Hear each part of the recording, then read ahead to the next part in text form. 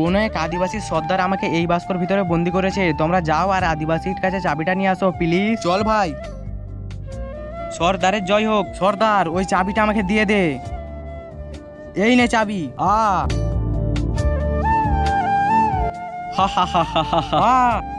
তোদের কিন্তু আমি এইবার বংশ শেষ করে ফেলবো না আমাকে ওই চাবিটা দিলে। এই নাও চাবি।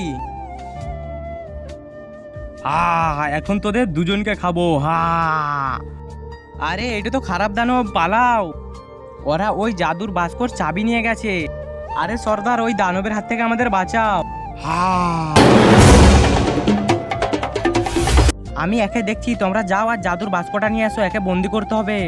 আরে ওই বাস্ক আমাদের দিয়ে দে।